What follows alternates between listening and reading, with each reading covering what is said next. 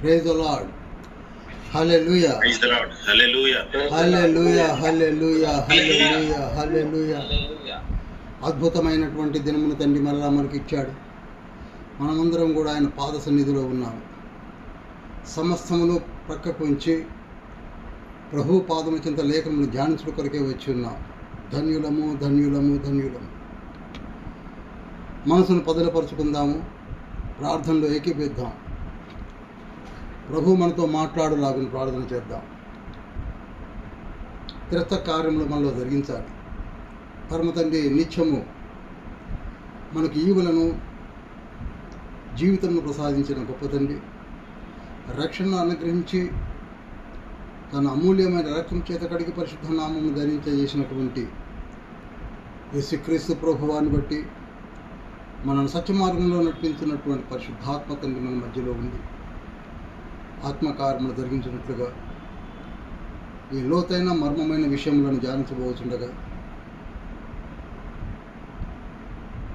ఆత్మ తండ్రి మాకు తోడుగా ఉండలాగిన మమ్మల్ని దీవించమని ప్రార్థన చేద్దాం. మిక్కిలి ప్రేమ కనికరం కలిగిన మహోన్నతుల పరిశుద్ధుల పలుకుతుంది. మరి ఒక మారు మీ బంగారు పాదం చెంది ప్రకటన గ్రంథంలో ధ్యానించి వచ్చి ఉన్నాము. చాప్టర్ 20 వెయ్యేళ్ల పరిపాలన మరియు తీర్పు ఏ విధంగా ఉంటుందో మీరు మాకు చూపించారు. దానిని మేము అనుభవించాలి, కనులారా చూడాలి. ప్రస్ఫుటంగా మేము పరకాయ చేసి అలనాడు యోహాను చూసినట్లుగా మా కన్నులకు ఆ సంభవాన్ని చూపించమని ఆత్మదేవ మా మనోనేత్రను వెలిగించింది. యేసయ్య, ఇట్టి కార్యములు జరిగించడానికి మీరు ఇచ్చిన ఈ దినమును బట్టి పవర్ను, మరీ ముఖ్యంగా నెట్వర్క్ని, ఇంటర్నెట్ను దీవించండి. విచ్చేసినటువంటి దైవజనులు, విశ్వాసులు, పాస్టర్స్ని బట్టి ఆచరిస్తున్నాం. మేమందరం కూడా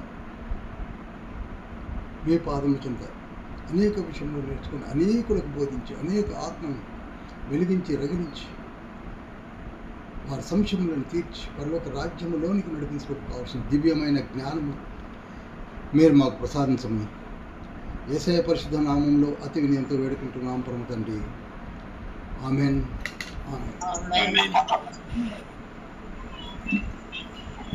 Amen. ఒక మారు నేను ఎకాఎకిన సబ్జెక్టులోకి వెళ్లకుండా కొంత వెనక్కి వెళ్ళి రీట్రేట్ చేస్తాను సబ్జెక్ట్ని. మీకు అర్థమవుతుంది. వెయ్యేళ్ల పరిపాలన ఆరంభము అయిన విషయాన్ని నేను మీకు చెప్పాను. గడిచిన వారంలోనే మనం కొంత ధ్యానించాం. ఇది ప్రవచన నెరవేర్పు. వెయ్యేళ్ల పరిపాలన విషయమై చాలా వరకు సంశయాలు ఏమిటనగా, వెయ్యేళ్ల పరిపాలన అది ఫిగరేటివా, వెయ్యేళ్ల పరిపాలన నిజంగా ఉంటుందా, వెయ్యేళ్ల పరిపాలన అనేది కేవలం అనుకోవడమే తప్ప నిజంగా జరగదని అనుకుంటున్నారు, చెప్పుకుంటున్నారు. కానీ మన పరిశుద్ధ బైబిల్ గ్రంథము ప్రవచనాల గ్రంథము అని కూడా మనము అనేక మార్లు ధ్యానిస్తూ వస్తున్నాం. It's not only canonical Bible, ప్రవచనాలతో నిండినటువంటి గ్రంథం, ఉపమాన పరిభాషల గ్రంథం. ప్రవచనాల నెరవేర్పును మనం కనురారా చూస్తూ వస్తున్నాం. ప్రకటన గ్రంథం 1వ అధ్యాయం నుంచి కూడా. అదేవిధంగా మత్తయి సువార్త 6వ అధ్యాయం 9 నుంచి 13 వచనాల్లో యేసుక్రీస్తు ప్రభువారు ఎప్పుడు ప్రార్థన చేస్తూ డిమాన్స్ట్రేట్ చేస్తున్న రోజులలో శిష్యులు అడిగారు, యేసయ్య మీరు ఎప్పుడు ప్రార్థన చేయడం మేము చూస్తూ ఉంటున్నాం, మరి ఆ ప్రార్థన ఏంటో మాకు కూడా నేర్పండి, ఆ ప్రార్థనలో ఉన్నటువంటి విలువైనటువంటి విషయంలో మాకు చెప్పండి అన్నప్పుడు ప్రస్తుతానికైతే మీరు ఈ విధంగా చేయండి అని ఒక పరలోక ప్రార్థనను నేర్పాడు. పరలోకమందున్న మా తండ్రి, నీ నామము పరిశుద్ధపరచబడునుగాక, నీ రాజ్యము వచ్చునుగాక, నీ చిత్తము పరలోకమందు నెరవేరునట్లు భూమి యందును నెరవేరునుగాక అని సాగుతుంది లేఖనం. ఇక్కడ నీ రాజ్యము వచ్చునుగాక, పరలోకంలో తండ్రి ఒక బ్యూటిఫుల్ దేవదూతల లోకమును మన ముందు ఉంచాడు. అక్కడ ఎంత డిసిప్లిన్డ్ మేనర్లో ఏమాత్రం చిన్న తప్పు చేసిన వారు ఉన్నప్పటికీ బయటికి తోసివేయడం కూడా మనం చాలాసార్లు పరిశుద్ధ లేఖనముల ద్వారా ధ్యానించాం. బుక్ ఆఫ్ ఐజయా చాప్టర్ 14:9లో ఒక బంచ్ ఆఫ్ ఏంజల్స్ని బయటికి తోసేయడం మనం చూస్తాం. నోట్ చేసుకోండి, తర్వాత చదవండి. ఐజయా 14:9. ఆ తర్వాత అదే యెషయా 14, 15, 16, 17లో లూసిఫర్ అని ఒక కెరూబు, మార్నింగ్ స్టార్ కూడా తోసివేయబడ్డం చూశాం. అనగా తండ్రి ఆ పరలోకంలో ఏ మాత్రము దేవుని దృష్టికి ఆజ్ఞలకు వ్యతిరేకంగా జీవించిన వారిని, జీవించినటువంటి ఏంజల్ని కూడా చూడకుండా తోసివేయడం కనపడుతుంది. అంత బ్యూటిఫుల్ అడ్మినిస్ట్రేషన్, రెవరెన్స్తో కూడినటువంటి గవర్నమెంటల్ పరలోకపు పరిపాలనను భూమిపైన కూడా నేను చూపిస్తాను అని వాగ్దానం చేస్తున్నాడు. ఇక్కడ జాగ్రత్తగా అసలైన విషయాన్ని ఆస్వాదించండి. నీ రాజ్యము రావాలి, నీ చిత్తము పరలోకములో, దేవదూతల లోకములో ఏ విధంగా నెరవేర్చబడుతున్నదో ఆ విధంగానే భూమి యందును కూడా నెరవేరాలి అని ప్రార్థన నేర్పాడు. కనుక ఆ ప్రార్థన ప్రకారంగా 1000 ఏళ్ల పరిపాలన ఆరంభమైంది.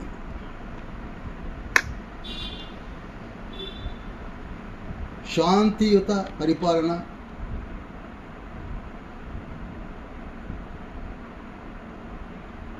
అవినీతి లేని పరిపాలన కావాలి అంటే వాటిని సృష్టించి అతని అనుచర గణముతో సర్వమానవాళిని ట్రాప్లో పెట్టినటువంటి సాతానుని బంధించాలి. అది తండ్రి మొట్టమొదటిగా చేశాడు. ప్రకటన గ్రంథం 20వ అధ్యాయము 1-2 వచనాలని మనం చదివినప్పుడు, గడిచిన వారం చదివాం, మళ్ళీ చదువుదాం. మరియు పెద్ద సంఖ్యలను చేతపట్టుకొని అగాధం యొక్క తాళపు చెవి గల యొక్క దేవదూత పరలోకము నుండి దిగివచ్చుట చూచితిని. అతడు ఆది సర్పమును, అనగా అపవాదియు సాతానును అను ఆ ఘట సర్పమును పట్టుకొని 1000 సంవత్సరములు వానిని బంధించి అగాధములో పడవేశాను.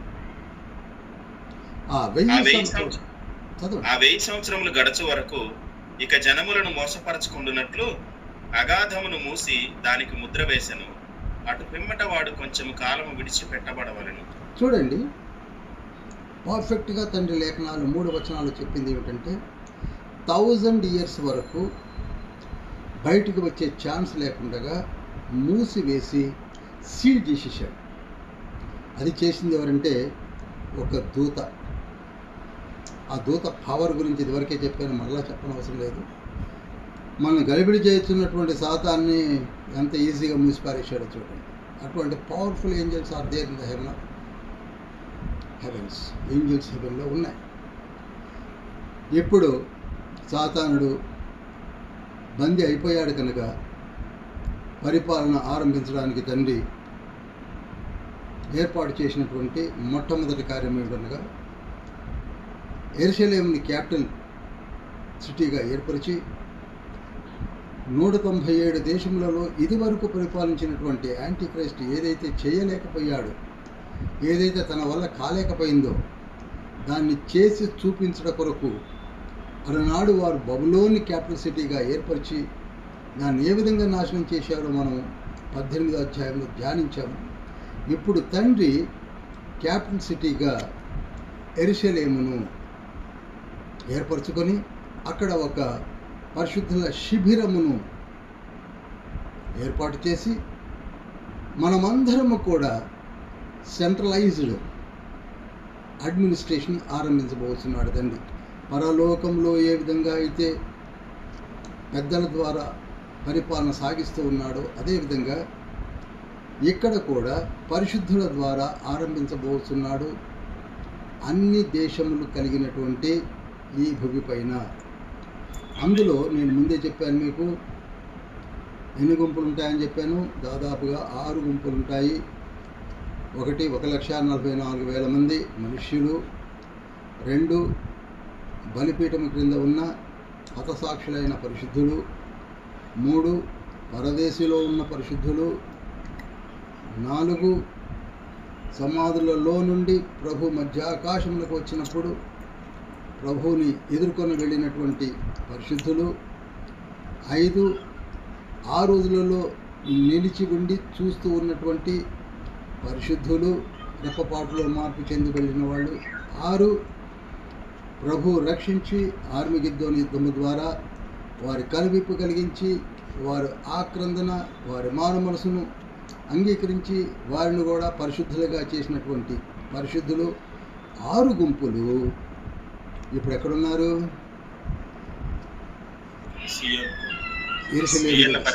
యెరూషలేములో ఉన్నారు. యెరూషలేములో ఉన్నారు. ఈ 6 గుంపులలో ఉన్న పరిశుద్ధులమైన మనలను, మళ్ళీ చెప్తున్నాను, మనలను, మనకున్న ఆధిక్యత ఇది చాలా సీరియస్గా తీసుకోవాలండి.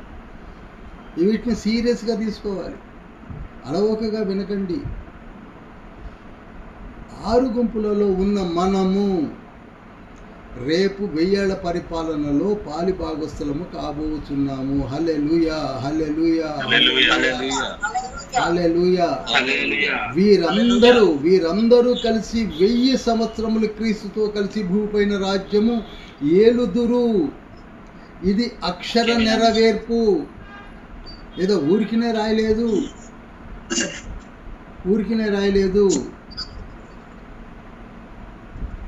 చూడండి, ప్రకటన గ్రంథం 20వ అధ్యాయము 4వ వచనం లాస్ట్ 2 లైన్లు చదువుతున్నాను. వారు బ్రతికిన వారే 1000 సంవత్సరములు క్రీస్తుతో కూడా రాజ్యము చేసిరి. మనమే నోట్ చేయండి. 4వ అధ్యాయము లాస్ట్ 2 లైన్స్ చదివాను నేను. వారు బ్రతికిన వారే అనగా మనమందరము 6 గుంపులు 1000 సంవత్సరములు క్రీస్తుతో కూడా రాజ్యము చేసిరి.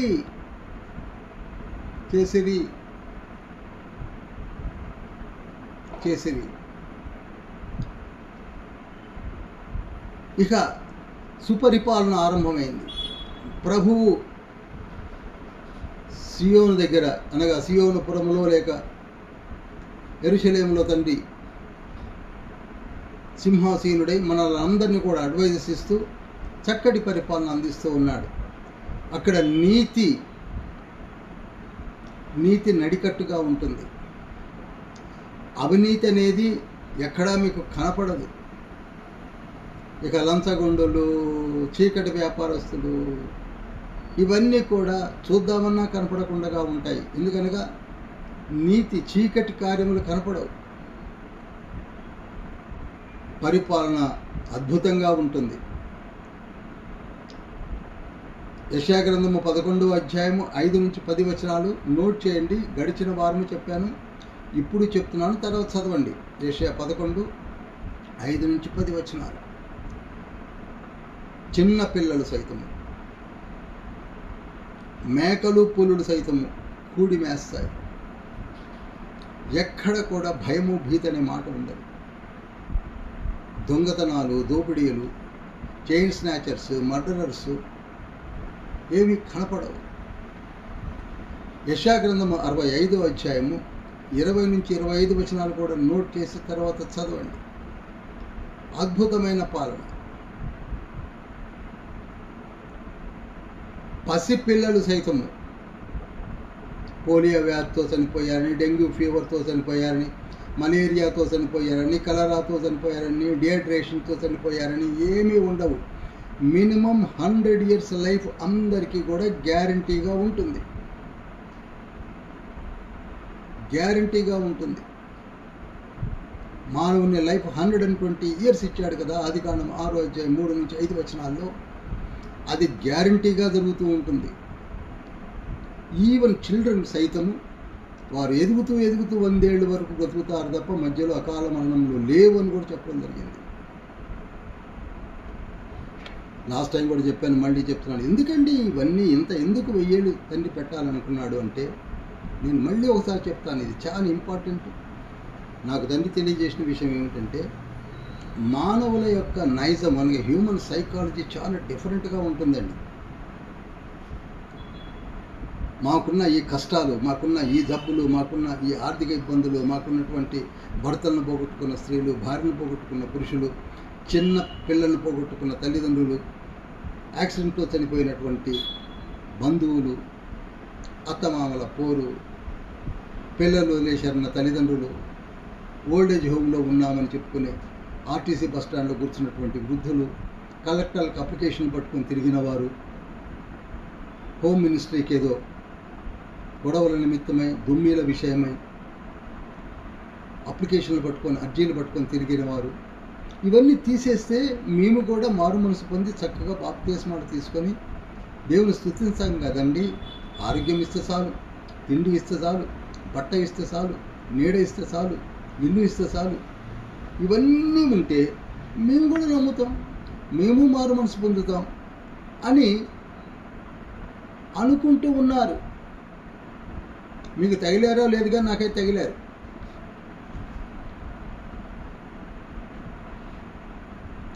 అలాంటి వారికి 1000 years తండ్రి ఒక ఫెసిలిటీని కలిగించాడు. హల్లెలూయా, హల్లెలూయా. ఫెసిలిటీని కలిగించాడు. ఇది చివరి అవకాశము. చూడండి, from the beginning till end తండ్రి మారు మనసుకి ఎంత ఇంపార్టెన్స్ ఇస్తున్నారో గమనించండి.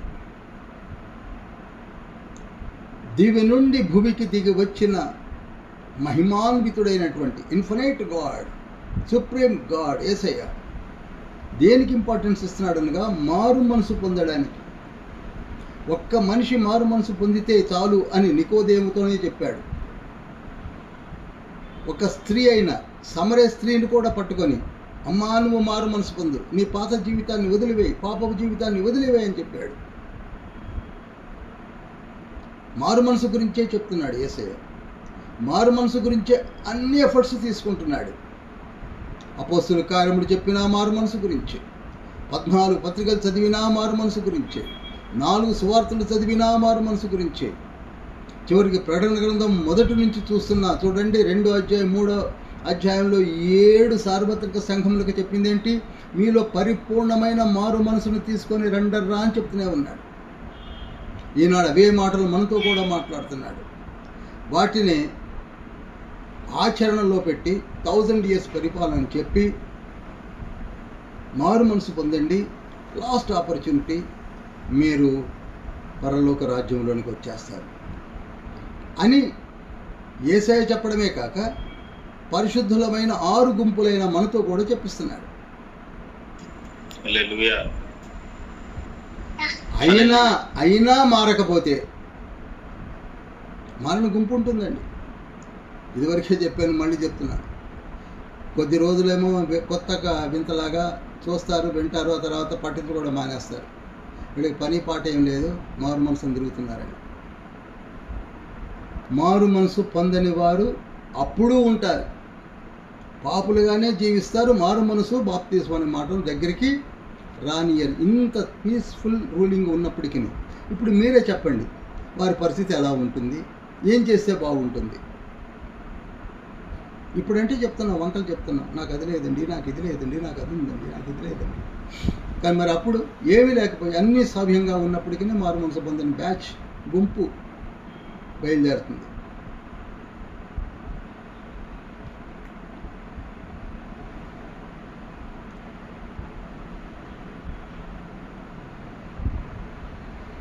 థౌజండ్ ఇయర్స్ గడిచిపోతారు.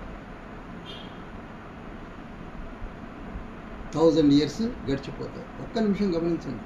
1000 yearsలో దగ్గరగా 34 టు 35 జనరేషన్స్ పుట్టి చనిపోతూ ఉంటారు. 1000 సంవత్సరాలు ఉన్నప్పటి ప్రజ 120 సంవత్సరాల కాలంతో చనిపోతుంటారు, పుడుతుంటారు కదండి. అలా 34 నుంచి 35 తరములు గడిచిన వారు చివరికి కనపడుతుంటారు. ఈ 35 తరాల్లో ఎంతమంది మారు మనసు పొందుతారో, ఎంతమంది పొందరో మీరే ఆలోచించండి జాగ్రత్తగా. మొట్టమొదట ఉన్నవాడు చివరి దాకా ఉంటాడని అనుకోకండి. 120 ఇయర్సే మ్యాక్సిమం లైఫ్. ఆ తర్వాత ఆయన తరం, ఇంకొక తరం, ఆ తర్వాత ఇంకొక తరం, అలా 35 తరాలు 1000 ఏళ్లలో ఇంచుమించుగా చెప్తున్నాను. దాన్ని పట్టుకొని లాక్కుంటూ కూర్చోకండి, ఫిగర్ చెప్తున్నాను.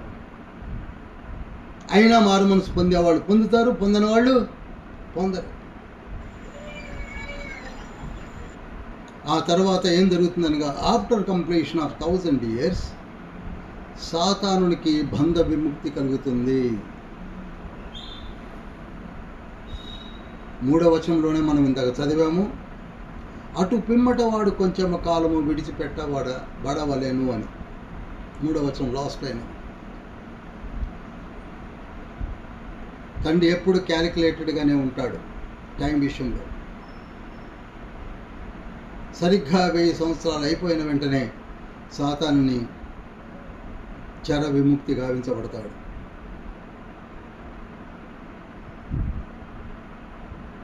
మరలా సాతానుడు వచ్చేస్తాడు, మరలా విజృంభిస్తాడు.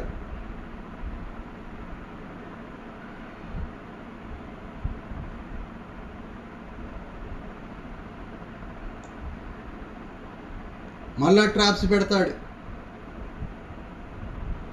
మళ్ళీ ఆశల రేకెంతిచ్చేస్తాడు.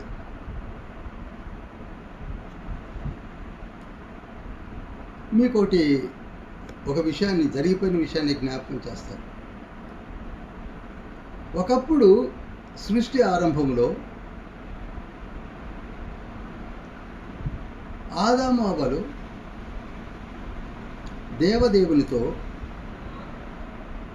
100 సంవత్సరాలు ప్రతి దినము సాయంకాలము 2 చేతులు పట్టుకొని నడిచినటువంటి వారు. ఎన్ని సంవత్సరాలండి?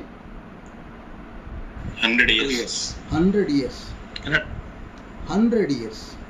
అది ఎలాగనేది ఇప్పుడు చెప్పడానికి నాకు టైం చాలదు, కానీ చెప్పాను. ఒకవేళ మీరు ఫోన్ చేసి చెప్తాను. 100 ఏళ్ళు తండ్రితో నడిచారు. నడిచిన తర్వాత తండ్రి టెస్ట్ కింద సాతానుని అలవ చేశాడు. సాతానుడు వచ్చి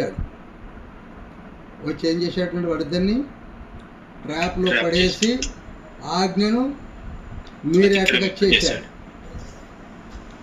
అదేవిధంగా 1000 years తండ్రి సుపరిపాలనను చూపించి, నీతియుక్తమైనటువంటి పరిపాలన చూపించి, 35 generations అనుభవించినటువంటి స్థితిని చూపించి వదిలిపెట్టిన సాతానుడు వచ్చిన తర్వాత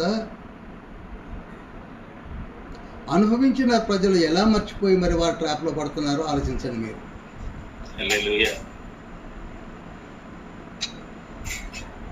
కొంత పర్సంటేజ్ మంచివాళ్ళు ఉంటారు, అందరూ పడుతున్నారని అన్ను. అసలు సాతాను లెక్క చేయకుండా ఉండేవాళ్ళు ఉంటారు, కానీ సాతాను ట్రాప్లోకి వెళ్ళిపోయేవాళ్ళు అప్పుడు కూడా వెళ్ళిపోతున్నారనగా, ఆదాము అవ్వలు 100 సంవత్సరాలు తండ్రి యొక్క ప్రేమను రుచి చూసి ఎలా పడిపోయారో, 1000 ఏళ్ల పరిపాలన తర్వాత కూడా చక్కటి సుపరిపాలన రుచి చూసి పడిపోయిన వారు వాని యొక్క ట్రాప్లో పడిపోతున్నారు.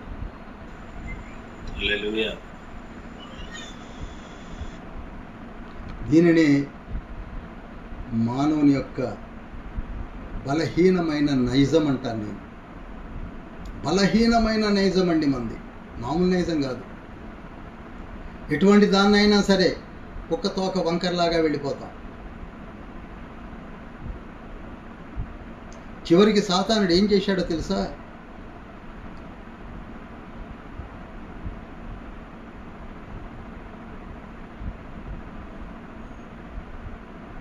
భూమిపైన నలుమూలలా సంచరించి తన ట్రాప్లో ఉన్నటువంటి దేశాలలో ఉన్నటువంటి తన జనాంగమును పోగు చేసుకుంటాడు. అందులో మీకు ఎవరు కనపడతారంటే ముఖ్యంగా గోగు మాగోగులు. 8వ వచనం చూడండి. భూమి నలుదిశల యందుండు జనములను లెక్కకు సముద్రపు ఇసుక వలె ఉన్న గోగు మాగోగు అను వారిని మోసపరచి వారిని యుద్ధమునకు పోగు చేయుటకై వాడు బయలుదేరును. చూడండి,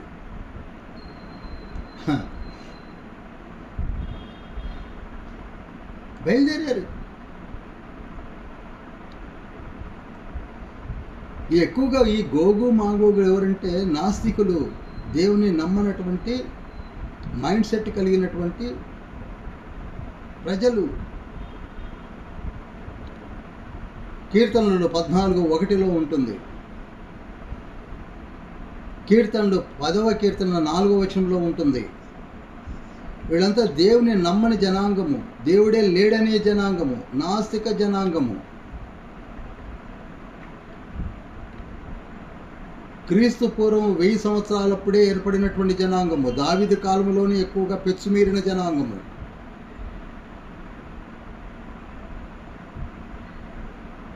దేవునిపై ఎదురు తిరిగే జనాంగము, నిమ్రోదు కాలము నుండే ఆరంభమైన జనాంగము.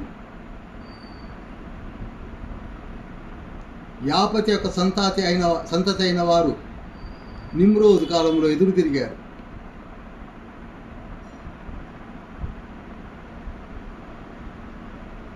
ఆ డిఎన్ఏ కలిగినటువంటి జనాంగములు ఇంకా ఉన్నాయని చెప్పడానికే యుద్ధానికి పోగు చేస్తే బయలుదేరుతున్నారు. గమనించండి.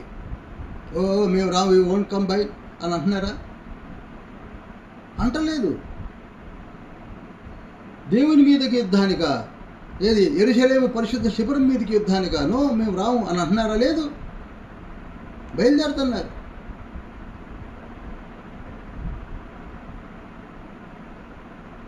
నగ్న చదివా, యుద్ధమునకు పోగు చేయుటకై వాడు బయలుదేరాడు. వాడు మాటలను నమ్మకుండా తరిమేయాల్సినటువంటి ప్రజ ఎలా చేస్తున్నారు?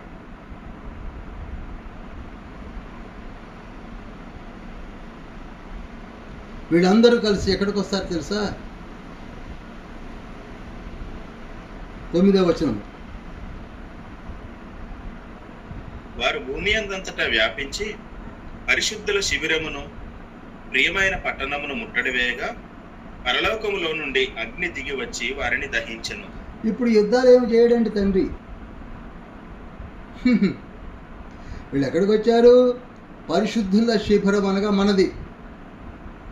హల్లెలూయా. సెంట్రలైజ్డ్ గవర్నమెంట్ ఏర్పరిచి చేసిన ఆలోచన సభ లాంటి గవర్నమెంట్ మీదకి అనగా మన శిబిరం మీదకి యుద్ధానికి బయలుదేరితే తండ్రి చూశాడు, రానిచ్చాడు. అక్కడ దాకా యుద్ధం ఏమీ లేదు. నోట నుండి వచ్చు అగ్ని, లేకపోతే ఇనుపదండము తీసుకొని కొట్టడం ఏం లేదు. ఆర్మీ యుద్ధమే లేదు. కేవలం ఏం చేశాడంటే పరలోకం నుండి అగ్ని రప్పించి వారందరినీ కాల్చి పారేశాడు, అంతే. ఒకే ఒక మాట. సొదొమ గొమొర్రా పట్టణాలను ఏ విధంగా కాల్చేశాడో వాళ్ళ మీదకి అగ్ని గంధకాలు దిగి వచ్చి కాల్చి పారివేయడం జరిగింది. అయితే వారిని మోసపరిచిన అపవాది ఉన్నాడు కదండి, వాడిని పట్టుకున్నాడు. వాడిని పట్టుకొని అగ్ని గంధకముల గల గుండములో పడవేయబడెను. హల్లెలూయా. హల్లెలూయా. అందరూ హల్లెలూయా చెప్పండి. హల్లెలూయా. ఆది కాండము 3వ అధ్యాయంలో కనపడినటువంటి సాతానుడు ప్రకటన గ్రంథం 20వ అధ్యాయము 10వ వచనంలోకి వచ్చేసరికి ఎక్కడ పోయి పడ్డాడు? అగ్ని గుండంలో పడ్డాడు. పోయి అగ్నిగుండంలో పడిపోయాడు. ఇక్కడ మీకు ఒకటి గుర్తు రావాలి, అక్కడనే ఇంకొక ఇద్దరు ఫ్రెండ్స్ ఉన్నారు. యాంటీ క్రైస్ట్ ఉన్నాడు, ఫాల్స్ ప్రాఫిట్ ప్రవక్త ఉన్నాడు. ఇక్కడ గమనించాల్సింది ఏంటంటే వీళ్ళిద్దరు మన గుంపోళ్ళు, మానవ శరీరము కలిగినటువంటి మానవులు వీళ్ళిద్దరు. గమనించారా? ఫస్ట్ ఇనాగ్రేషన్ జరిగింది మానవులతోటే. ఆ తర్వాత ఇప్పుడు పడిపోయిన దూత అయినటువంటి లూసిఫర్, మార్నింగ్ స్టార్. ఓహో, ఆయనకి లేని బిరుదులు లేవు. ఆయనే పెట్టుకున్నాడు, ఆయన హెచ్చించుకున్నాడు, ఆయన ఎగిరాడు, ఎగిరాడు, ఆయన పోయేది కాక అందరూ తీసుకొని పోయాడు. చివరికి ఎక్కడ పడ్డాడు పోయి? ఈ ముగ్గురు కూడా ఎక్కడున్నారు ఇప్పుడు? ప్రస్తుతానికి ముగ్గురు ఎక్కడున్నారు? అగ్నిగంధకంలో ఉన్నారు, అగ్నిగుండంలో పడ్డారు.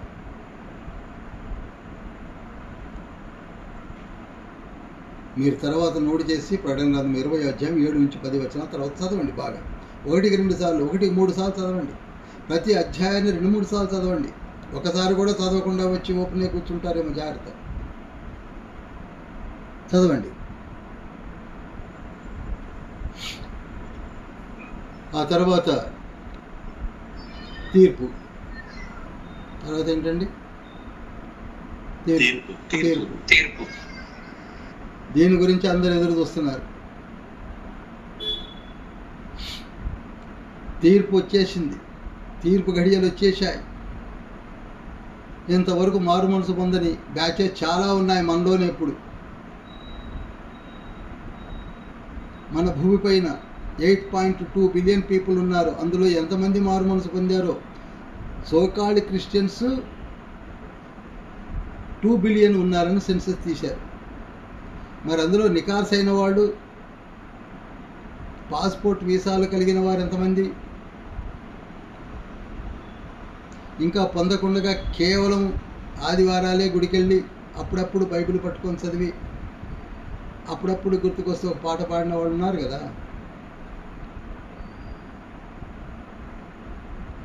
మరి తీర్పులోకి వస్తారు, మర్చిపోవద్దు. ఈ తీర్పు అనేసరికి అది ఏదో వాళ్ళకి అనుకునేది. మనకు తీర్పు ముందు మనం నిలబడబోతున్నాం. సర్వమానవాళి నిలబడబోతున్నారు. సర్వమానవాళి నిలబడబోతున్నారు. ఆదాము మొదలుకొని చివరి దినమైన 1000 సంవత్సరాలలో ఉన్న మానవులందరూ నిలబడబోతున్నారు. ఈ తీర్పు దినమును ప్రకటించేంత వరకు, ఈ రిజల్ట్స్ డే అని బోర్డుపై నోటిఫై చేసేంత వరకు అవిశ్వాసులు ఎవ్వరూ కూడా పునరుద్ధానంలో బయటికి రాలేదు. ఇప్పుడే వస్తున్నారు వీళ్ళు. ఆదాము మొదలుకొని 1000 ఏళ్ల పరిపాలనలో చివరి దినము వరకు కూడా అవిశ్వాసులు, మారు మనసు పొందని వారు, పాపపు జీవితాన్ని జీవించిన వారు ఎవ్వరు కూడా పునరుద్ధానంలోనికి రాలేదు. ఏ గుంపులో కూడా వాళ్ళు లేరు, పొరపాటును కూడా లేరు.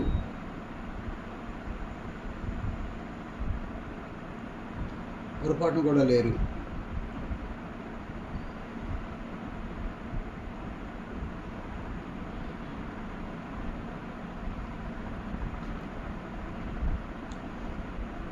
ఇంకా గమనించవలసింది ఏమిటంటే 1000 ఏళ్ల పరిపాలనలో కూడా మారు మనసు పొందిన వారు ఉన్నారు, మారు మనసు పొందని వారు కూడా ఉన్నారు.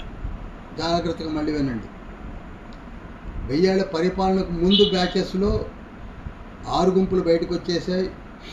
అందులో మారు మనసు పొందిన కన్ఫర్మ్డ్ బ్యాచెస్ అంతా పరిపాలనలోనే ఉన్నారు.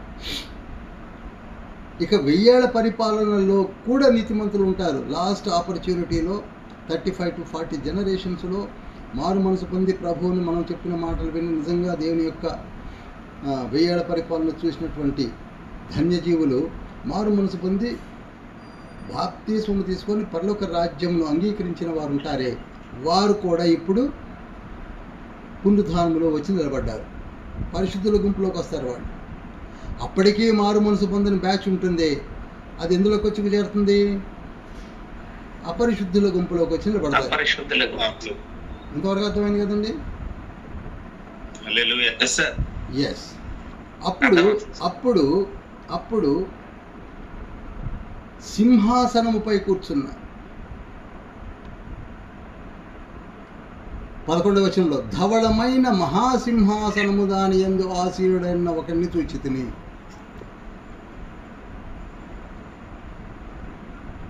అందరూ వచ్చేసారు, వారు వారి స్థానంలో నిలబడిపోయారు.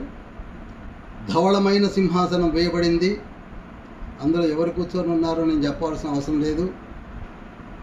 క్లియర్గా ఉంది. దాని యందు ఆసీనుడై ఉన్న ఒకరిని చూచి తిని. ఎవరో చెప్పగలరా?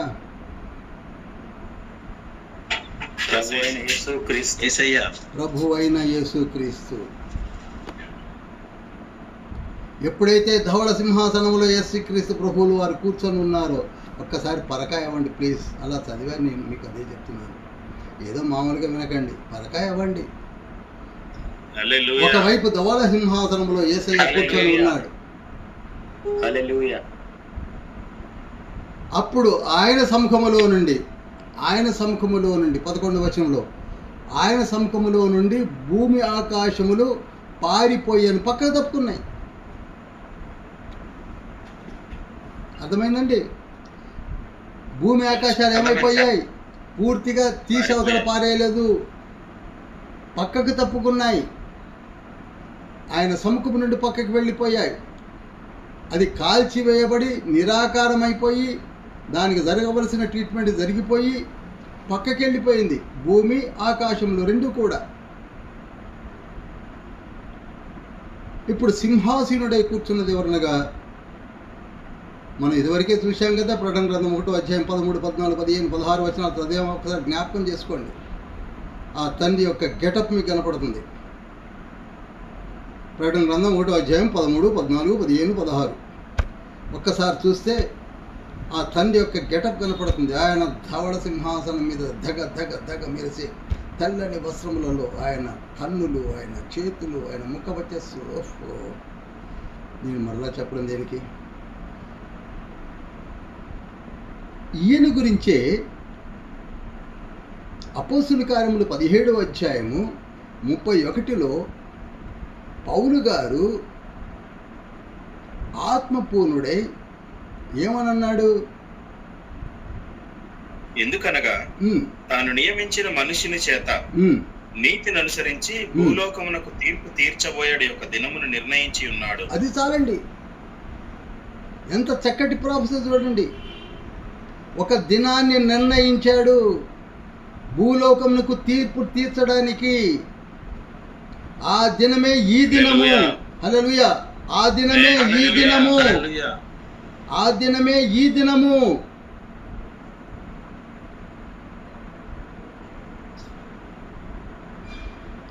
అనేక మార్లు యేసుక్రీస్తు ప్రభువు వారికి కూడా పలికిన మాటలు మీకు జ్ఞాపకం చేస్తాను. యోహాను సువార్త 8వ అధ్యాయం 16వ వచనంలో ఏమంటున్నాడు చూడండి యేసయ్య.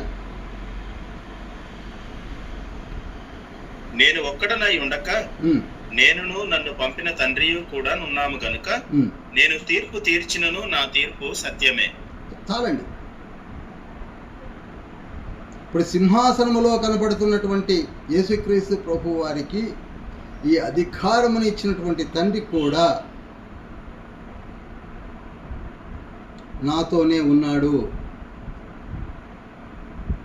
మేము మమైకమైపోయి ఉన్నాము, మేము ఏకమై ఉంటాము. యోహాను సువార్త 10వ అధ్యాయం 30వ వచనం ప్రకారంగా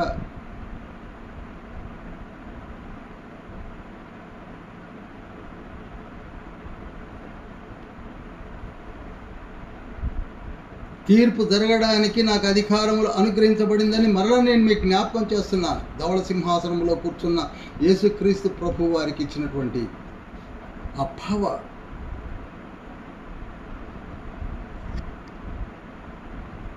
భూమి ఆకాశాలు ఏమైపోయాయండి ఇప్పుడు చెప్పండి? పక్కకి వెళ్ళిపోయాయి. ఏమైపోయాయి?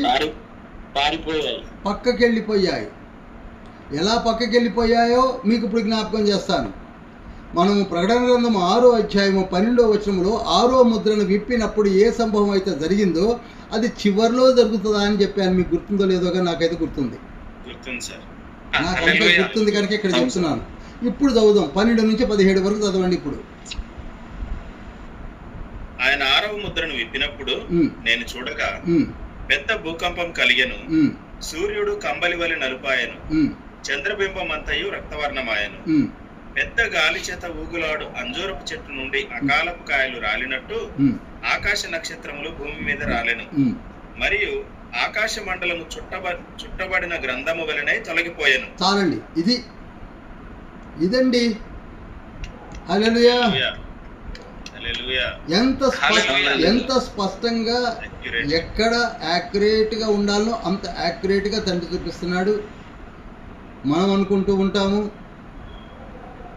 ఎప్పుడండి ఆరో ముద్ర విప్పేదే, నన్ను అప్పట్లో అడిగిన వాళ్ళు ఉన్నారు, నాకు గుర్తుంది, ఓపిక పడితే ఇప్పుడు కనపడుతుంది. ఆమేన్. ఆ రోజులలోనే రెండవ పేతురు పత్రిక హల్లెలూయా. 3వ అధ్యాయం 6వ వచనంలో కూడా అప్పుడున్న లోకం అంటే మనకంటే ముందు ఉన్నటువంటి ప్రీ ఆడమిక్ ఏజ్లో నీటి మూలముగా నాశనం చేయబడినటువంటి ఈ భూమి, ఆ తర్వాత ఆడమిక్ ఏజ్లో మన ద్వారా, ఇంతవరకు అర్థమవుతుందో లేదో ఆడమిక్ ప్రీ ఆడమిక్ అంటున్నాను, సరే అర్థమయ్యే వాళ్ళకి అర్థమవుతుంది. మనకంటే ముందు ఈ భూమి పైన కొందరు జీవులు ఉన్నారు. ఆ జీవులు జల ప్రళయము ద్వారానే నశించి వెళ్ళిపోయారు. కానీ ఇప్పుడున్న మనము మానవ జీవులము.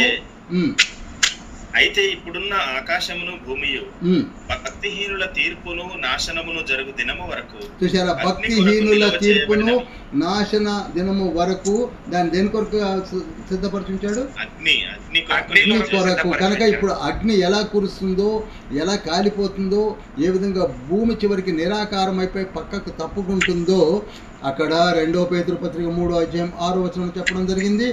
ఆ తర్వాత ప్రకటన గ్రంథం 6వ అధ్యాయం 12 నుంచి 17 వచనాలు కూడా నోట్ చేసుకొని చదువుతూ మనకు అర్థమైపోతుంది. ఇప్పుడు ఏమైందండి? భూమి పక్కకి వెళ్ళిపోయింది. భూమి పక్కకి వెళ్ళిపోయింది. ఇక సింహాసనం వేయబడింది.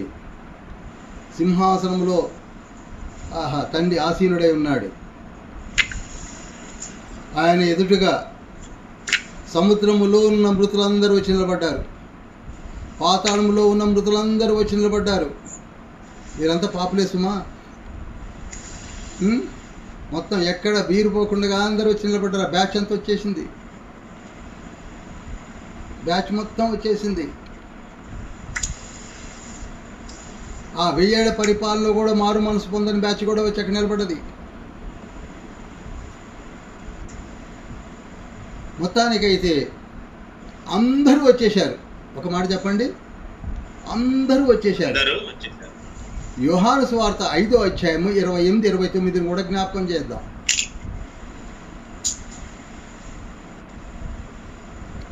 దీనికి ఆశ్చర్యపడకుడి, ఒక కాలం వచ్చుచున్నది, ఆ కాలమున సమాధులలో నున్న వారందరూ ఆయన శబ్దము విని, మేలు చేసిన వారు జీవ పునరుత్థానమునకును, కీడు చేసిన వారు తీర్పు పునరుత్థానమునకును బయటికి వచ్చెదరు. అబ్బా చాలండి. యేసయ్య 5వ అధ్యాయంలోనే, ఇన్ ది బిగినింగ్ డేస్లోనే చెప్పాడు. మొదటి పస్కా రోజులలోనే చెప్పాడు. ఇంకా 2వ పస్కా కూడా రాల, దగ్గరగా సెకండ్ పస్కాలోకి వచ్చి చెప్పేశాడు ఈ మాటలన్నీ. బిగినింగ్ డేస్లోనే చెప్పాడు. తీర్పు ఉన్నది, నా శబ్దం విని అందరు బయటకు వస్తారు, నేను సింహాసనంలో కూర్చొని ఉంటాను. ఎవరు పట్టించుకున్నారండి? అప్పుడేంటి, ఇప్పుడు మాత్రం వేరే ఆలోచిస్తున్నాం, ఇంకేదో ఆలోచిస్తున్నాం.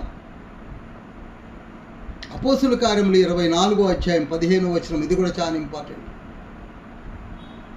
అపోస్తుల కార్యములు 24:15, నీతిమంతులకును అనీతిమంతులకును పునరుత్థానము కలగబోచున్నదని వీరు నిరీక్షించుచున్నట్టు నేను కూడా దేవుని యందు నిరీక్షించి ఉన్నాను.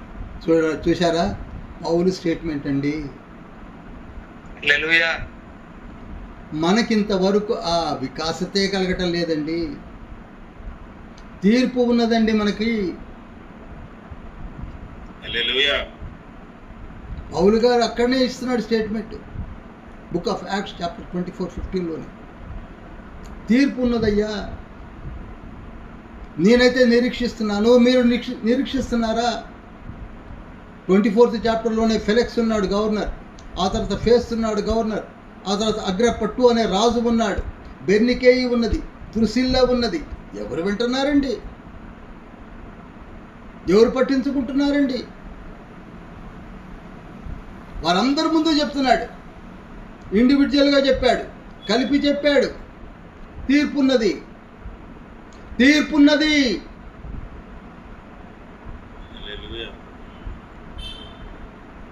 అందరము లేచి బయటికి రాబోతున్నాము.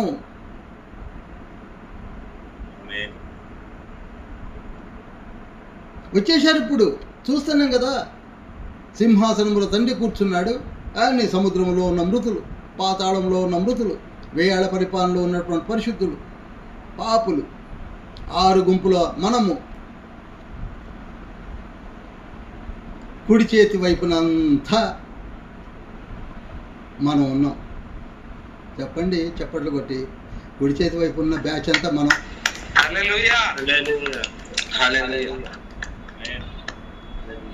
మత్తయి సువార్త 25వ అధ్యాయం 34వ వచనంలో అంటాడు. ఇది మంచి, నాకు ఇష్టమైన మాట అండి. ఎప్పుడు నేను సువార్తలో చెప్తుంటాను. 25:34లో ఏమంటున్నాడు? అప్పుడు రాజు తన కుడివైపున ఉన్న వారిని చూచి, ఒక్క నిమిషం పాస్ గారు. అప్పుడు రాజు ధవళ సింహాసనములో ఆసీనుడైనటువంటి ప్రభువులకు ప్రభు, ఆ రాజు ఏమంటున్నాడట? ఇప్పుడు చదవండి పాస్ గారు. ఏమంటున్నాడు? తన కుడి వైపున ఉన్న వారిని చూచి, నా తండ్రి చేత ఆశీర్వదింపబడిన వారలారా. అబ్బా, ఎందుకు అంటున్నాడండి? కుడి చేతి వైపున ఉన్న మనలను ఏ మాటతో పిలుస్తున్నాడు? నా తండ్రి చేత ఆశీర్వదించబడిన వారలారా, నా మాటలు విని నా రక్తమును ప్రోక్షించుకొని నా నామమును ధరింపచేసుకొని మారు మనసు పొంది బాప్తిస్మము తీసుకొని నాలో పరిపూర్ణులుగా ఎదిగినటువంటి వారలారా. ఇదిగో ప్రకటన గ్రంథము 2వ అధ్యాయం 3వ అధ్యాయంలో చెప్పిన ఎఫెసుమున్న పెరగము తుయతైర సార్దీస్ ఫిలదెల్ఫియా లవోదికయ సంఘములలో ఉండి నా మాటలన్నీ విని మీరు మారి పరిపూర్ణులైన వారలారా అన్నాడు. రండి, రండి, ఈ లోకము పుట్టినది మొదలుకొని మీ కొరకు సిద్ధపరచబడిన రాజ్యమును స్వతంత్రించుకొనుడి. చప్పట్లు కొట్టరేమండి. మనందరికీ కలగబోయే ఇందుకొరకు ఇందుకొరకు ఈ 20 పార్ట్స్ ఎన్ని పార్ట్స్ పెట్టుకొని ధ్యానిస్తున్నది. ఎందుకంటే ఆ గుంపులో మనం ఉంటాము. ఈ విధంగా తండ్రి చేత సర్టిఫికేషన్ పొందాలని, హల్లెలూయా హల్లెలూయా హల్లెలూయా, ఆ సర్టిఫికేషన్ పొందాలని మనం వచ్చాం. మరి ఈ ఎడమ చేతి వైపు వారి గురించి కూడా చెప్పరేమండి?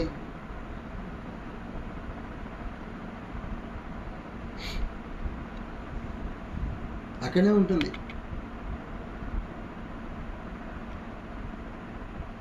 మత్తయి 20.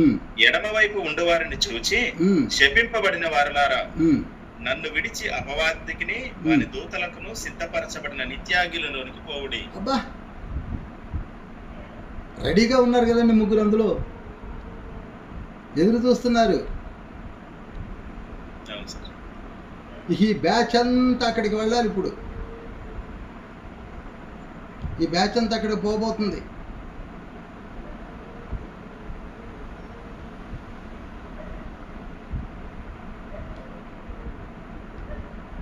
ఇప్పుడు ఈ కుడి చేత నిలబడినటువంటి వారందరం ఎవరనుకుంటున్నారు? మనం.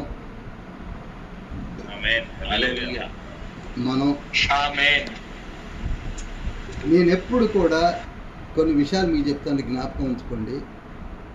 మొదటి నుండి కూడా తండ్రి ఈ భూమిపైన జీవించే మనతో మాట్లాడుతున్న మాటలను జ్ఞాపకం చేస్తున్నాను.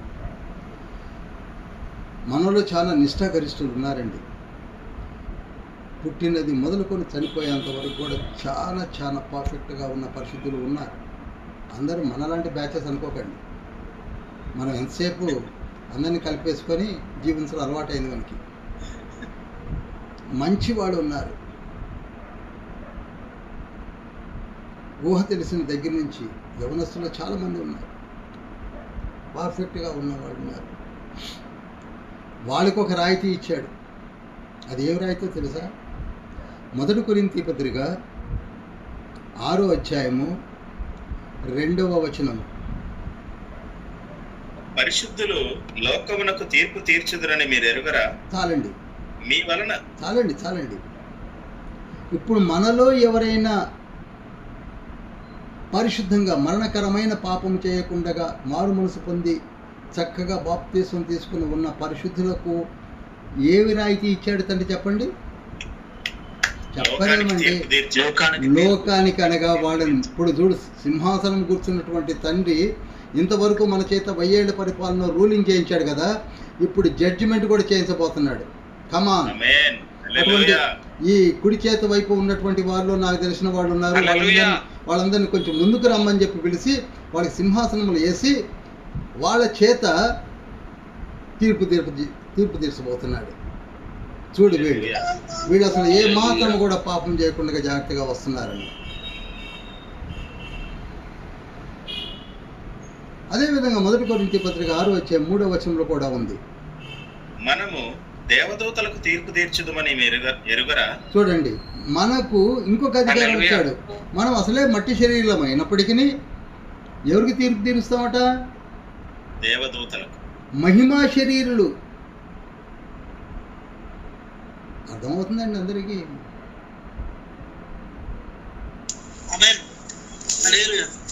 మనము మట్టి శరీరులము, వాళ్ళు మహిమా శరీరులు.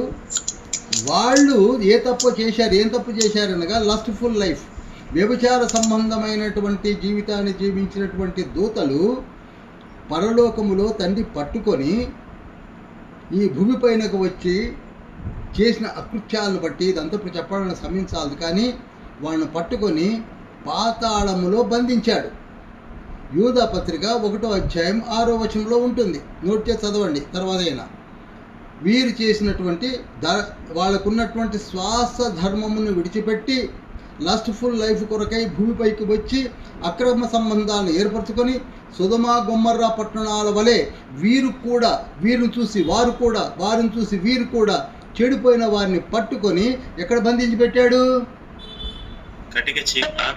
పాతాళములో. వాళ్ళకు ఒక టార్టారిస్ అనే ఒక కేజీని, కంపార్ట్మెంట్ని ఏర్పాటు చేసి అందులో బంధించాడు.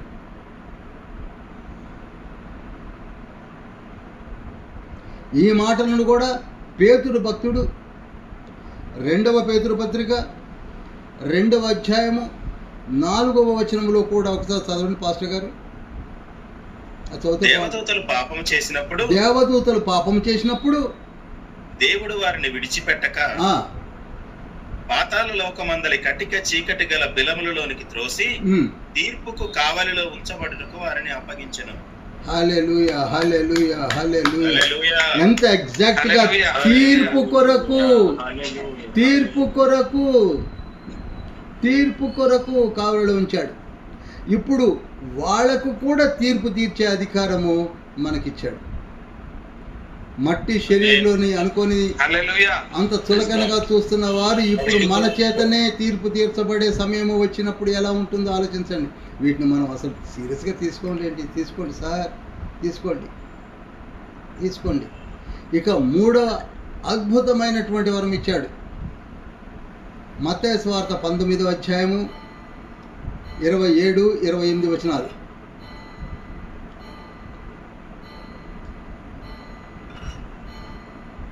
ఇదిగో పేతురు, ఇదిగో మేము సమస్తమును విడిచిపెట్టి నిన్ను వెంబడించితిమి గనుక మాకేమి దొరుకునని ఆయనను అడుగగా యేసు వారితో ఇట్లనెను, ప్రపంచ పునర్జననమందు మనుష్య కుమారుడు తన మహిమగల సింహాసనము మీద ఆసీనుడై ఉండునప్పుడు నన్ను వెంబడించిన మీరును 12 సింహాసనముల మీద ఆసీనులై ఇశ్రాయేలు 12 గోత్రముల వారికి తీర్పు తీర్చుదురు. హల్లెలూయా. అసలు దీనిని పట్టించుకోవడం మాని పారేశామండి. అసలు దీన్ని పట్టించుకోవడం లేదు. పరలోకములో ఉన్నటువంటి తండ్రి భూమిపైకి వచ్చినప్పుడు మనతో మమైకమై, అంత గొప్ప తండ్రి, ఇన్కార్నేషన్ ఆఫ్ హై గాడ్ అని మనం చెప్పుకుంటున్నామే, ఆ తండ్రి వచ్చి అనేక సూచనలు, అనేక అద్భుతములు, అనేకములను చూపించాడు. కుష్టు రోగిని ముట్టుకుంటే బాగయ్యారు, కుంటివారు, చెవిటివారు, అవిటివారు, కుష్టు రోగంతో ఉన్నవారు, పక్షవాయువుతో బాధపడుతున్నవారు, అన్ని రకాల జబ్బులు మాట మాత్రం సెలవిస్తేనే స్వస్థపరచబడ్డం చూశారు.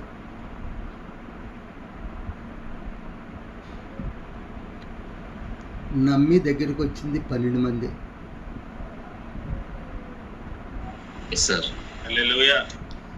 40 లక్షలు, ఇంచుమించు 40 లక్షల జనాభా కలిగినటువంటి ఆ రోజులలో 12 మంది. 12 మందే. వారికి మనలాగా భార్య బిడ్డలు లేరా? తల్లిదండ్రులు లేరా? ఉద్యోగాలు లేవా? యేసయ్యందు లక్ష్యం ఉంచి యేసయ్యలో జీవమున్నదని, యేసయ్య దేవుని ప్రతిరూపమని, యేసయ్య మనకు కావాలని, యేసయ్య పరిశుద్ధుడని, యేసయ్య క్రీస్తని, యేసయ్య మెస్సియా అని, ఏమైనా కాని జీవితాలు, ఆయనతోనే మా జీవితమని సమస్తమును వదిలిపెట్టి మిమ్మల్ని వెంబడించు. అదే పేతురు అడుగుతున్నాడు ఇక్కడ. పీటర్ అంటున్నాడు. మళ్ళీ ఒక మాట అంటారా పాస్టర్ గారు? 27 చదవండి ఒక్కసారి. 19:27. ఇదిగో మేము సమస్తమును విడిచిపెట్టి నిన్ను వెంబడించితిమి గనుక మాకేమి దొరుకును అని ఆయన అడిగాడు. చాలండి. ఇప్పుడు అదే మాట కోసం మనం వేసుకుందాం. మనకి వేరే పనులు లేవా? ఇప్పుడు 50 మంది కలిసి ఇప్పుడు కూర్చొని ధ్యానించాలా? టీవీ సీరియల్స్ లేవా? ఘోరాలు నేరాలు లేవా?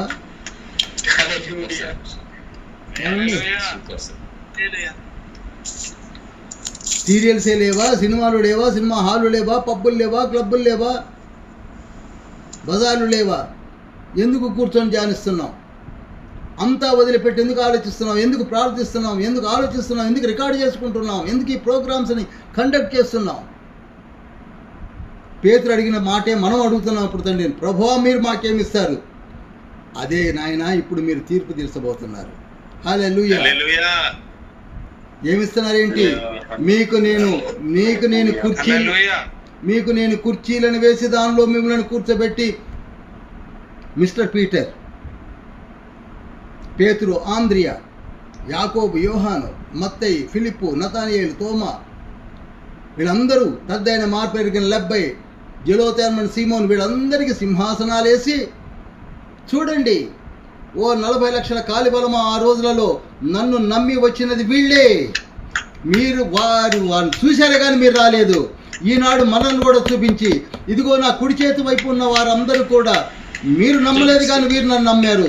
ఇదిగో 1000 ఏళ్ల పరిపాలనలో ఉన్న పరిశుద్ధులను చూడండి, మీరు నమ్మలేదు కానీ వీరు నమ్మారు అని అందరికీ మనల్ని చూపిస్తాడు. అందుకు ఈ తీర్పు జల్లెడ బట్టి చూపిస్తున్నాడు. ఇక కుడి చేతి ఉన్న వారందరూ నా మాట నమ్మిన శూలమ్మితి. ఒకప్పుడు చీకటి, ఇప్పుడు అందమైన వధువు. పరమగీతంలో 1వ అధ్యాయం 5వ వచనంలో, నేను నల్లని దాన్నైనాను కానీ ఇప్పుడు సౌందర్యవంతురాలుగా నిలబడి ఉన్నావు. ఒకప్పుడు పిరికిదానవు, ఇప్పుడు వ్యూహిత సైన్య భీకర రూపిణిగా ఉన్నావు. సింహాసీనుడివై నువ్వు తీర్పు తీర్చే అవకాశాన్ని తండ్రి నీకు ఇస్తున్నాడు. నాకేమొస్తుంది నీకేమొస్తుందో కొంచెం ఎదురు చూడు ఓపిక బట్టి. అంతేగాని ఇక్కడ కూర్చొని కోడి పెట్టతో ఉన్నాడు తవ్వుకొని అందులో ఉండి అడిపోయి కాసేపు ఇటుపోయి కాసేపు పాడు చేసుకోకండి వాల్యుబుల్ టైంని.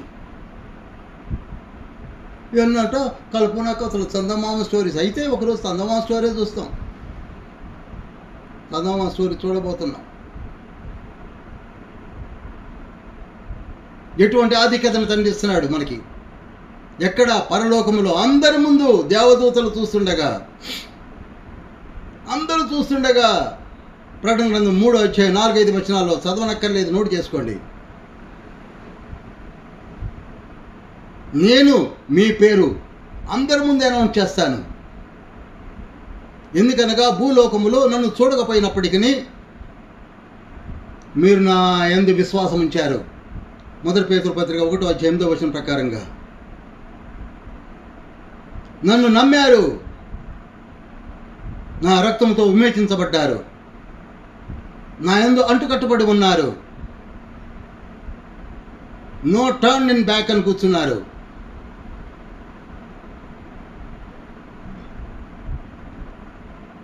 ఏమొస్తుందో కొంచెం ఎదురు చూడు, కొంచెం ఓపిక పట్టు. మనకి తొందర ఎక్కువ.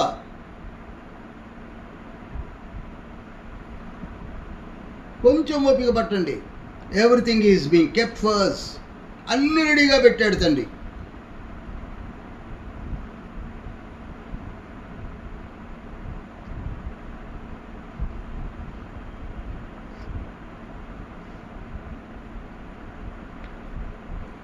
అయితే ప్రకటన గ్రంథంలో అక్కడక్కడ కనపడిన వాడిని మీకు చూపిస్తే కానీ మీకు వదిలివేసినట్టుగా నేను ఫీల్ అవ్వకుండా చూపిస్తున్నాను.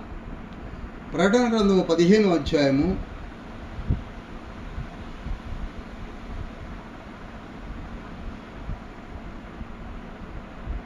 2 నుండి 4. మరియు అగ్నితో కలిసి ఉన్న స్ఫటికపు సముద్రం వంటిది ఒకటి నేను చూచితిని.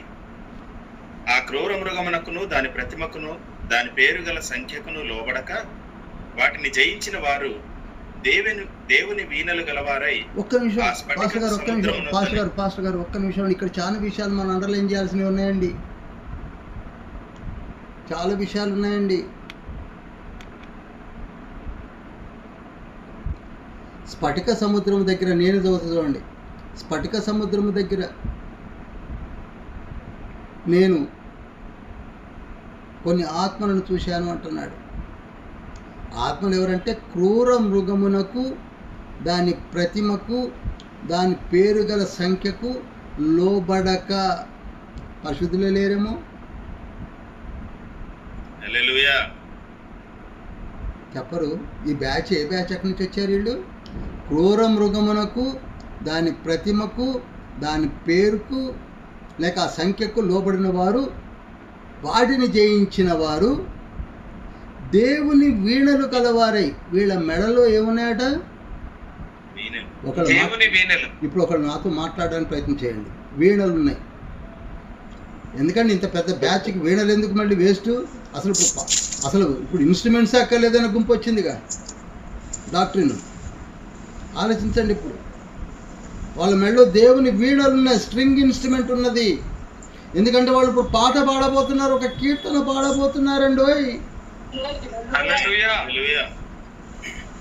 మనకి ఇక్కడ పాట పాడమంటే ఎవరికి గొంతు పెగలటం లేదు, కానీ అక్కడ అందరం పాడబోతున్నాం. మన మెడలో ఒక చక్కటి వీణ స్ట్రింగ్ ఇన్స్ట్రుమెంట్ ఉంటుంది. ఇప్పుడేమో కొందరు భక్తులు బయలుదేరారు. ఏమండి, పాటలు పాడడానికి వీలు లేదండి, వీణలు వాయించడానికి వీలు లేదండి, వాయిద్యాలు అక్కర్లేదండి, చివరికి ఏది అక్కర్లేదని చెప్పి ఏ గుంపులో ఉంటారో మరి మీరే ఆలోచించండి. నేనంటలే, లేఖనం అంటుంది. వాళ్ళు ఏం చేస్తున్నారటప్పుడు? వారు 3వ వచనంలో ప్రభువా దేవా సర్వాధికారి నీ క్రియలు ఘనమైనవి ఆశ్చర్యమైనవి, యుగములకు రాజా నీ మార్గములు న్యాయములను సత్యములై ఉన్నవి. అబ్బా, ప్రభువా నీవు మాత్రం పవిత్రుడవు, నీకు భయపడిన వాడెవడు? ఇన్ని చెప్పి చూడండి, ఇన్ని చెప్పి జనులందరూ వచ్చి నీ సన్నిధిన నమస్కారం చేసేదరని చెప్పుచూ దేవుని దాసుడకు మోషే కీర్తనయు. ఏం కీర్తన అండి? అనగా మోషే కాలములో ఉన్న పరిశుద్ధులు కూడా ఇక్కడ కనపడుతున్నారు. చప్పట్లు కొట్టండి. ఏదో కేవలం మేమే ఉంటుంది దగ్గర కాదు. మోషే కీర్తన పాడుతున్నారు అంటే వాళ్ళు మోషే కాలపు వాళ్ళు. పాస్టర్ గారు ద్వితీయోపదేశకాండం 31వ అధ్యాయం 19వ వచనం చదవండి. కాబట్టి మీరు కీర్తన వ్రాసి ఇశ్రాయేలీయులకు నేర్పుడి. ఈ కీర్తన ఇశ్రాయేలీయుల మీద నాకు సాక్షార్థంగా నుండునట్లు దానిని వారికి కంఠపాఠముగా చేయించుము. మోషేతో చెప్తున్నాడు దేవదేవుడు. ఏమంటున్నాడంటే, ఇదిగో ఈ కీర్తన ఒకటి రాసి వాళ్ళందరికీ నేర్పు. ఎలా అంటే కంఠోపాఠంగా. ఈ రోజులో అసలు కీర్తన పాడడానికి వీల్లేదని గుంపు బయలుదేరింది. ఇప్పుడు అక్కడ నేర్చుకున్నటువంటి ఆ భక్తులు చనిపోయిన తర్వాత పరిశుద్ధులై ఇప్పుడు ఇక్కడ మనకు స్ఫటిక సముద్రం ముందు నిలబడి వీణలు మెడలో పెట్టుకొని వాయించుకుంటూ కొత్త కీర్తన పాడుతూ అప్పుడు మోషే కీర్తన పాడుతున్నారు. ఎంతమందికి అర్థమైందో మరి. ఆ తర్వాత మోషే కీర్తనయు గొర్రెపిల్ల కీర్తనయు పాడుతున్నారు. అంటే ఏంటంటే గొర్రెపిల్ల కీర్తన పాడేది మన బ్యాచ్. మోషే కీర్తన పాడేది ఆ బ్యాచ్. మోషే కీర్తన పాడేది ఆ బ్యాచ్, గొర్రెపిల్ల కీర్తన పాడేది మన బ్యాచ్. ఈ 2 బ్యాచ్లు కూడా అక్కడ కనపడుతున్నాయి. 2 బ్యాచ్లు అక్కడ కనపడుతున్నాయి. అలానే ప్రకటన గ్రంథము 7వ అధ్యాయము 9-10 వచనాలు కూడా చదవండి.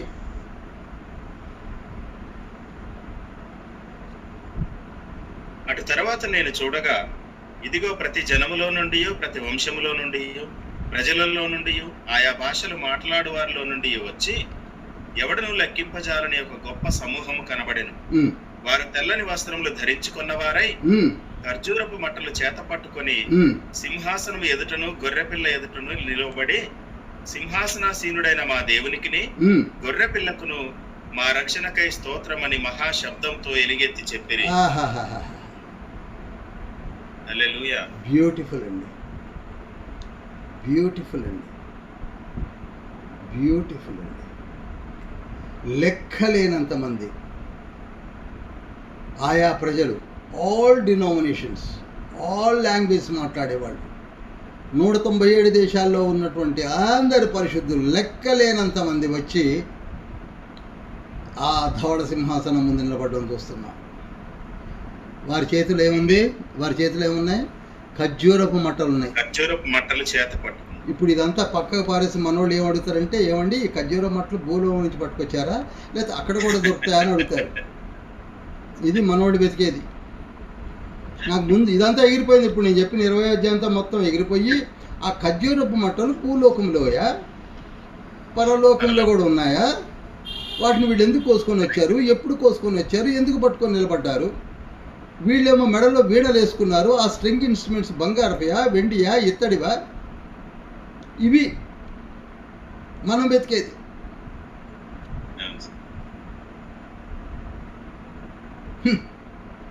పరలోకములో కనపడు తెల్లనైన వస్త్రము ధరించుకొను సమూహము ఖర్జూర మట్టలు చేబుని దేవునికి గొర్రెపిల్లకు స్తోత్రముల్ చేయుచుండా, దేవునికి గొర్రెపిల్లకు స్తోత్రముల్ చేయుచుండా, నీవు నీ రక్షణకై పాడుమో హల్లెలూయా. యేసు ప్రభువే నీకు రక్షణ నీచును, ఇంత గొప్ప రక్షణ నిర్లక్ష్య పెట్టకు. యేసు ప్రభువే మనకు రక్షణ నీచును. ఇది నమ్మిన వారు అక్కడ కనపడుతున్నారు. హల్లెలూయా, హల్లెలూయా, హల్లెలూయా. గమనించండి ప్రియులారా, మంచి అవకాశం అండి. ఇంక ఇవన్నీ పక్కకు పెట్టండి. ఇప్పుడు గ్రంథములు విప్పబడను. ఏమైందండి? గ్రంథాలు విప్పబడ్డాయి. ఇక దీనికి కూడా వచ్చేసారులేండి. 7 గ్రంథాలు, 11 గ్రంథాలు, 14 గ్రంథాలు, 20 గ్రంథాలు వెతికినట్టే, రాసినట్టే.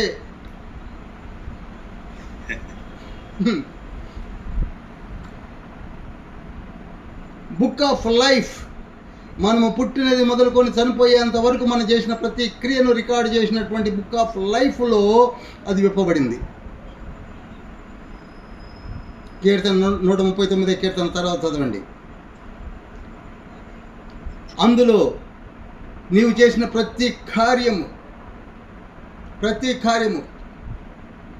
కొలసీ పత్రిక 3:25 ప్రకారంగా, 1 తిమోతి పత్రిక 5:24 ప్రకారంగా ప్రతిదీ కూడా బుక్ ఆఫ్ లైఫ్లో రికార్డ్ అయిపోయి ఉన్నది. నువ్వు ఏం చేస్తున్నావు, మంచివైనా సరే చెడ్డవైనా సరే, 2 కొరింథీ పత్రిక 5:10 ప్రకారంగా ప్రతిదీ రికార్డ్ అవుతున్నాయి. అది ఇప్పారు.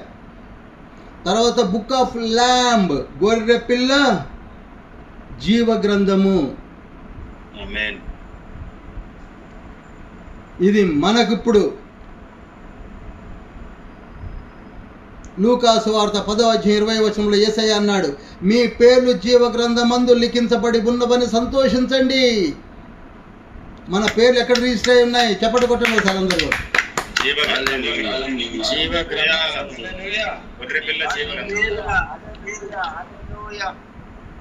ఒకవేళ మీ పేరు జీవ గ్రంథంలో లేదనుకో, మీరు పరలోక రాజ్యంలోనికి రారు అని చెప్పాడు ప్రకటన గ్రంథం 21:27. When there is no entry in the book of Lamb, there is no placement in the heaven of heavens.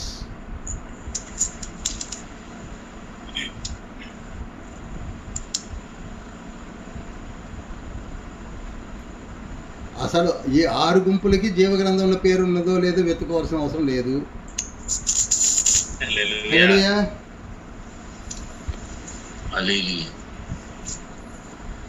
ఇక వారి వారి క్రియల చొప్పున వారు తీర్పు పొందిరి. జీవగ్రంథంలో ఎవరి పేరైతే లేదో వారు అగ్నిగుండములో వేయబడిరి.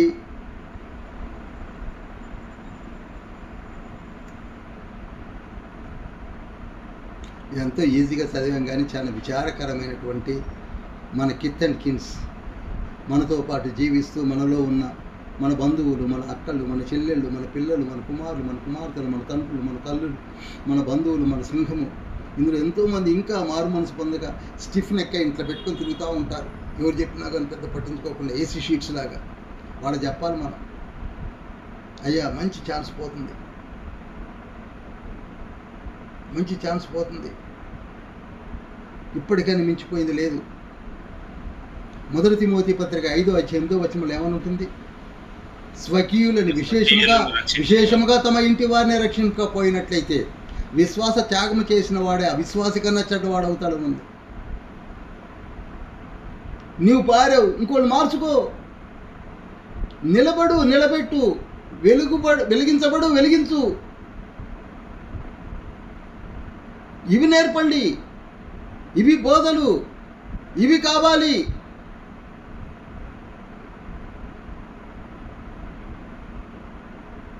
ఇప్పుడు మీకు మాట గుర్తు చేస్తాను.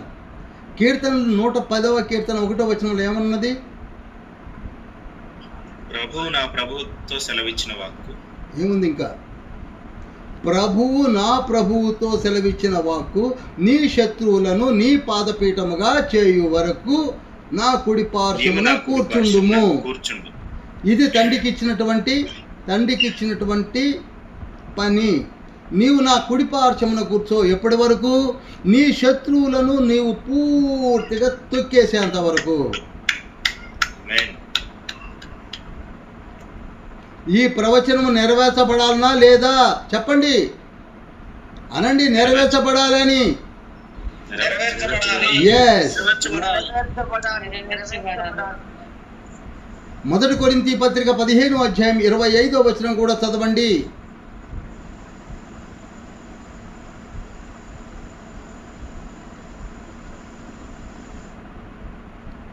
ఎందుకనగా తన శత్రువులనందరినీ తన పాదముల క్రింద ఉంచు వరకు ఆయన రాజ్య పరిపాలన చేయుచుండవలెను. చాలు. ఇప్పుడు యేసయ్య తనకున్న శత్రువులందరినీ కూడా తీసేసేంతవరకు రాజ్య పరిపాలన జరిగిస్తూనే ఉండాలి. ఎక్కడ జరిగిస్తున్నాడు? ఇప్పుడు పరలోకములో ఉండి జరిగిస్తున్నాడు. యేసయ్య అక్కడ కూర్చొని ఉన్నాడు. ఎంతవరకు జరిగిస్తాడనగా, తనకు శత్రువులు 2, ఒకడు సాతానుడు, రెండవది వాని ద్వారా వచ్చిన మరణము. సమస్త మానవాళిని మరణము చేత గడగడగడగడలాడిస్తున్నాడే. ఈ రెండింటినీ తీసివేయాలి. కనుక ప్రకటన గ్రంథం 20:10 ఆ సాతానుని మూసేశాడా లేదా? చెప్పండి. మూసేశాడు. అనగా ఒక శత్రువు వెళ్ళిపోయాడు. ఇక రెండవ శత్రువు ఎవరు? మరణము. ఎవరండి రెండవ శత్రువు ఎవరు? మరణము. అందుకే 14వ వచనంలో ఏముంది? మరణమును మృతుల లోకమును అగ్నిగుండములో పడివేసేను. శత్రువు మరణం అయిపోయింది కదా. శత్రువులందరినీ మూసేశాడు తండ్రి. ఇప్పుడు శత్రువులు అయిపోయారండి. ప్రవచనం నెరవేర్చబడిందండి. 110వ కీర్తన 1వ వచనం నెరవేర్చబడింది. శత్రువులందరినీ మూసేశాడు. సాతానుడు వెళ్ళిపోయాడు, మరణం వెళ్ళిపోయింది. ఇక తండ్రికి మిగిలింది ఏమిటండి లేటంటే, మరి మనల్ని తీసుకెళ్ళి మరి పరలోకంలో కూర్చోబెట్టాలి కదా. హల్లెలూయా, మరి ఎలా కూర్చోబెడతాడు, ఎలా ఉంటుంది, ఏమిటి విషయం అంతా కూడా మనము రేపు కాక ఎల్లుండి ధ్యానించబోతున్నాం. టైం 9:25 అయింది. మన సమయం అయిపోయింది. ప్రభువుని మహింపరుస్తూ 1000 ఏళ్ల పరిపాలన ఇంత అద్భుతంగా ఉంటుంది కనుక అన్నీ అయిపోయాయి. ఇక లేట్ ఏంటంటే, ఇంకా మనలో ఎవరైనా మారు మనసు పొందిన వారు ఉంటే వెతికి పట్టుకోండి దయచేసి. విన్నటువంటి వారలారా వేరే ఆలోచించకండి. వీణలు ఎక్కడియనో లేకపోతే ఖర్జూరపు పంటలు ఎక్కడియనో ఇవి ఆలోచించడం మానేసి అందరినీ రక్షణ పొందింపజేసి పరలోక రాజ్యంలోనికి తీసుకొని రండి. మన డ్యూటీ అది. అందుకే మనం యుగాంతమంది ప్రకటన గ్రంథాన్ని ధ్యానిస్తున్నాం. మనం వెళతాం, గ్యారంటీగా వెళుతున్నాం. ఇంకా ఎవరిని తీసుకెళ్దామన్నది ఆలోచించండి. ఆ డ్యూటీ మనం చేయాలి. అది పక్కకు పెట్టకండి. అందుకే అన్నాడు, ఈ నిత్య రాజ్య సువార్త లోకమందంతటా ప్రకటించబడాలి అని చెప్పాడు. అందుకే మత్తయి సువార్త 24వ అధ్యాయం 14వ వచనంలో, మత్తయి సువార్త 28వ అధ్యాయం 18, 19, 20 వచనాల్లో అంతటా ప్రకటించబడాలి. మార్కు సువార్త 16వ అధ్యాయం 16, 17 వచనాల్లో, 15, 16, 17 వచనాల్లో అంతటా ప్రకటించబడాలి. అందరూ పరలోక రాజ్యంలోనికి వెళ్ళాలి. పాతాళము ఖాళీ అయిపోవాలి, పరలోకము నింపబడాలి. ఒక ప్రతినబూనాలి మనము. ప్రార్థన. మహోన్నతుడ పరిశుద్ధుడ పరలోక తండ్రి, మమ్మల్ని జీవించి ఆశీర్వదించి 1000 ఏళ్ల పరిపాలన రుచి చూపించారు తండ్రి. తీర్పు ఒకటి ఉన్నది, భయమేస్తున్నది ప్రభువా. అనేకులు మా ప్రియులు మారు మనసు పొందక బాప్తిస్మం తీసుకోక ఇంకా జీవిస్తున్నారు. సమస్తమును మీరు మాకు అనుగ్రహించినప్పటికీ వాటి కొరకే పోస్ట్పోన్మెంట్స్ జరుగుతున్నాయి.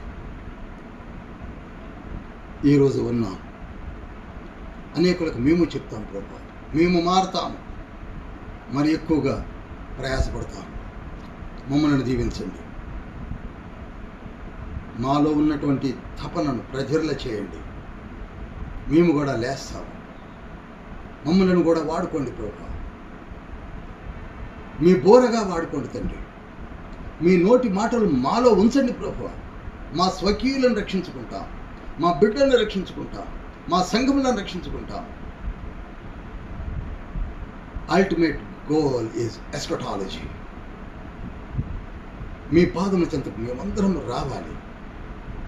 అద్భుతమైనటువంటి మీ కుడి చేత బడా నమ్మకమైన మంచి దాసురాలా అని చెప్పుకునే గొప్ప భాగ్యం మాకు కలిగించండి. ఇంతవరకు వీక్షించిన వారు, ఇక ముందు వీక్షించబోయేవారు మీ పాదముల చెంత ప్రార్థిస్తున్నాం. మీ కృపా కనికర్మం మా యందు విస్తరింపచేసి మమ్మలను నిలబెట్టి అలనాడు జరిగిన అపోస్తుల కార్యములు ఈనాడు కూడా జరిగించటకు మాలో ప్రయాసపడుతున్న యవనస్తులందరినీ లేవనెత్తండి. పరిశుద్ధులందరినీ, యథార్థవంతులందరినీ వాడుకుంటూ సిద్ధపరచమని యేసయ్య పరిశుద్ధ నామంలో అతనితో వేడుకుంటున్నాం పరమ తండ్రి. యేసుక్రీస్తు ప్రభువారి కృపయు, తండ్రి అయిన దేవుని ప్రేమయు, పరిశుద్ధాత్మ యొక్క సహవాసం మనకును సార్వత్రిక సంఘమునకు తోడే నీడే ఉండును గాక. ఆమేన్, ఆమేన్, ఆమేన్.